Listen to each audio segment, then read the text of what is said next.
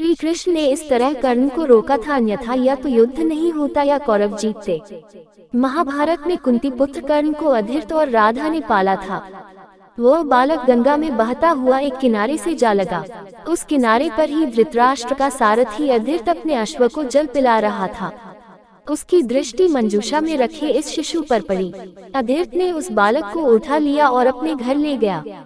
अधीर्त निसंतान था। अधीर्त की पत्नी का नाम राधा था। राधा ने उस बालक का अपने पुत्र के समान पालन किया।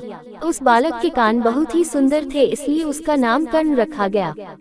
इस सूत दंपति ने ही कर्ण का पालन पोषण किया था, इसलिए कर्ण को सूत पुत्र कहा जाता था तथा राधा ने उसे पाला था, इसलिए उसे राधेय भी कहा जाता था।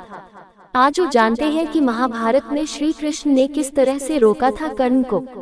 1. कर्ण दुर्योधन का पक्का मित्र था। दुर्योधन ने उसे अंदेश का राजा बना दिया था।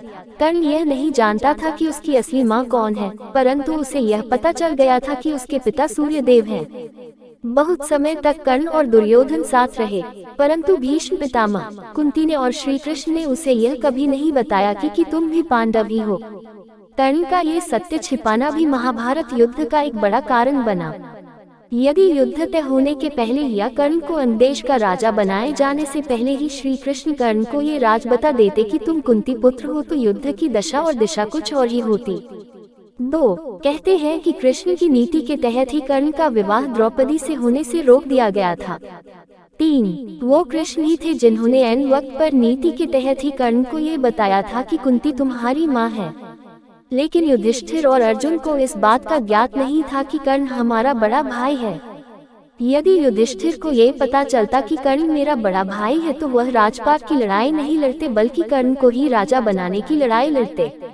4. कृष्ण ने ही अपनी नीति से इंद्र के द्वारा उनके कवच कुंडल हथिया लिए थे, जिसके बदले में इंद्र ने कर्ण को एकमात्र अचूक अमोघ अस्त्र दिया था, जिसका वार कभी खाली नहीं जाता, और कर्ण इस अमोघ अस्त्र को अर्जुन पर चलाना चाहता था।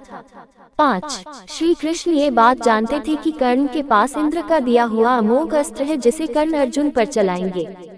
ये जानकर ही श्री कृष्ण ने भीम पुत्र घटोत्कच को युद्ध में उतारकर कौरव सेना में हाहाकार मचा दिया और घटोत्कच को दुर्योधन के पीछे लगावा दिया, जिसके चलते दुर्योधन ने घबराकर कर्ण से कहा कि इसे मारो, और कर्ण को मजबूर होकर घटोत्कच पर चलाना पड़ा, जिसके चलते अर्जुन सुरक्षित हो गया।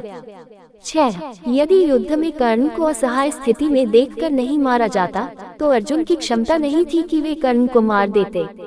इस तरह हम देखते हैं कि श्री कृष्ण ने अर्जुन को कर्ण से बचाने के लिए इस तरह एक योजनाबद्ध तरीके से कार्य किया।